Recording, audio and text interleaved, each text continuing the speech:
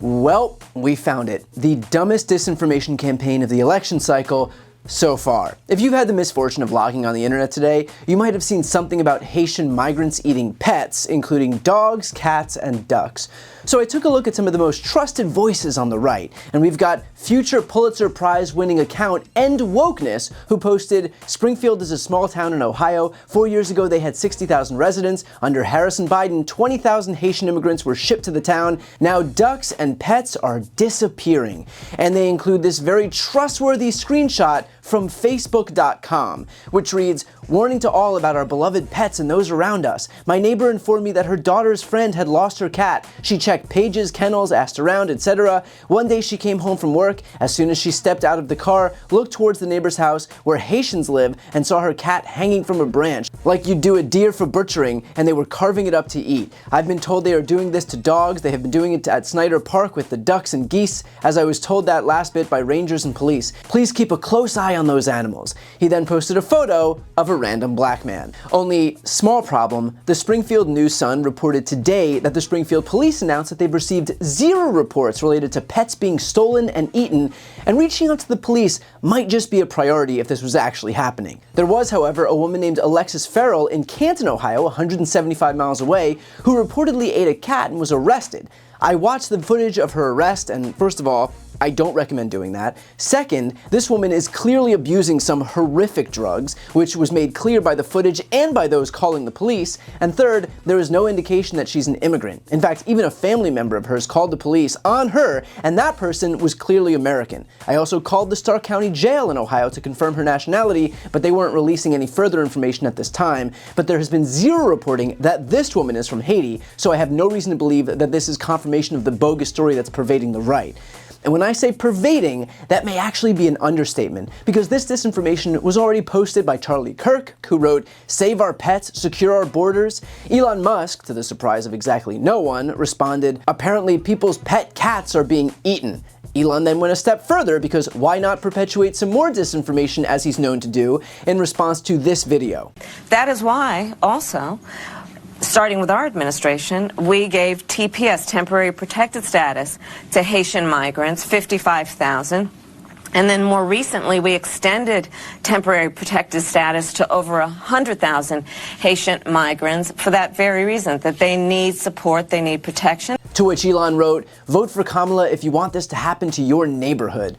The Republican U.S. Senate nominee for Ohio running against Sherrod Brown wrote, "Kamala Harris and Sherrod Brown are responsible for flooding Springfield, Ohio with thousands of illegal Haitians who are sucking up social services and even reportedly killing and eating pets. We need to deport illegals, not invite them to wreak havoc on our communities."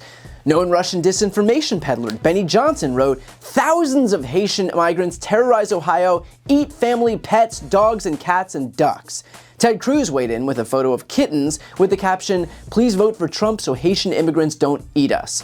Trump's deranged speechwriter and advisor Stephen Miller wrote, "In this century, America can either explore space, land on Mars, and lift our citizens to the highest standard of living the world has ever known, or you can vote for Kamala and import illegals who steal and eat household pets." Trump's own running mate weighed in, writing, "Months ago, I raised the issue of Haitian illegal immigrants draining social services and generally causing chaos all over Springfield, Ohio. Reports now show that people have had their pets abducted and eaten by people who shouldn't be in this country. Where's our borders are?"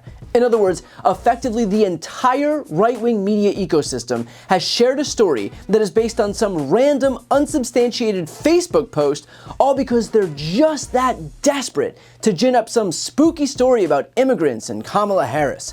The potential next vice president of the United States even perpetuated this lie because there is no scruples, there is no integrity, there is no adherence to the truth on the right. They will say or do anything if it will help them politically. They will lie to the very people gullible enough to trust them, turning their closest supporters into abject fools.